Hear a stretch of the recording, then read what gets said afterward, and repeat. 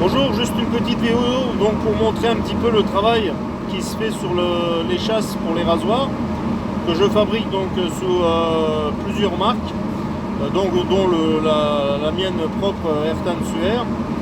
Et donc ces chasses, je les fais dans plusieurs essences de bois qui sont pour certains exotiques. J'ai donc le bois le plus simple qu'on peut trouver comme l'olivier, le buis. Et puis après l'ébène et des variantes on va dire un petit peu plus colorées, comme là on a du coco bolo par exemple, qui a un bois exotique et qui a de très belles veines. Alors dans un premier temps les chasses elles arrivent soit en plaquettes soit détourées, et à ce moment là on a tous les traits de la fraiseuse et de la scie qu'il va falloir enlever avec une bande assez grosse, on va dire une bande de 80 ou 120. Et une fois qu'on va avoir enlevé en fait ces traits là, on va poursuivre avec des grains plus fins donc sur la bande, jusqu'à on va arriver à un grain de 400 qui est acceptable, après lesquels on va comment dire travailler sur la frotte. Donc là c'est une frotte donc aérée, coton aéré. On va mettre de la pâte et c'est cette pâte en fait qui va rendre sublimer en fait le bois et lui donner un aspect comme ça plastifié. Alors je veux répondre déjà à beaucoup de personnes qui me posent la question, parce que sur la corne par exemple, lorsque la corne est vraiment polie, on a l'impression que c'est du plastique, et donc leur dire que c'est juste le processus du polissage qui nous fait arriver à un résultat où on a l'impression vraiment que c'est quelque chose qui est plastique et pas naturel.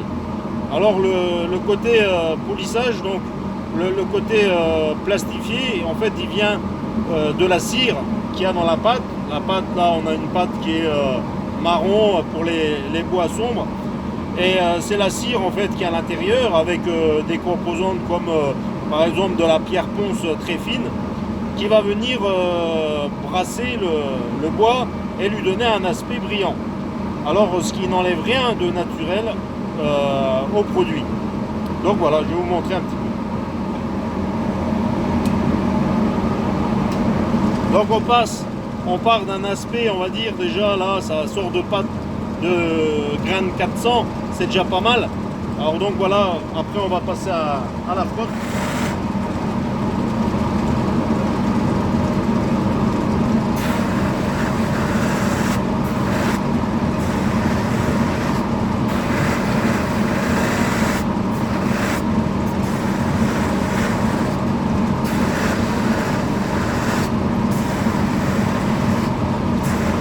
Alors on vérifie bien qu'il n'y a pas de trait, parce qu'il peut rester encore des traits, et donc on vérifie qu'il n'y a pas de trait là.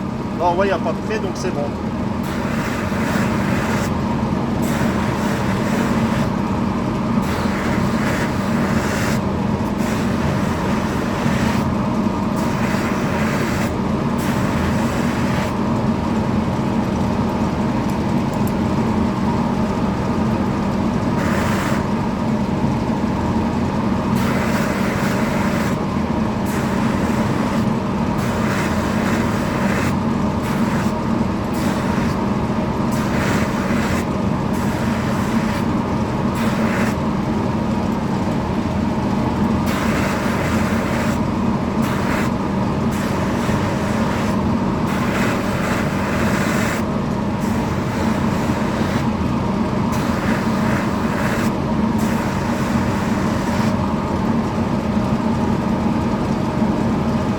Voilà, donc là on arrive quand même à un aspect brillant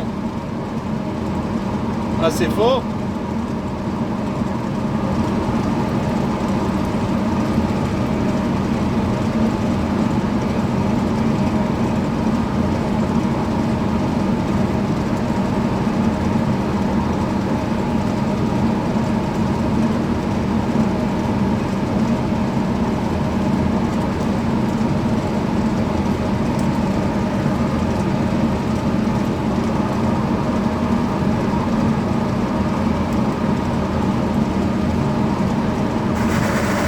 Donc là je vais juste passer les bouts.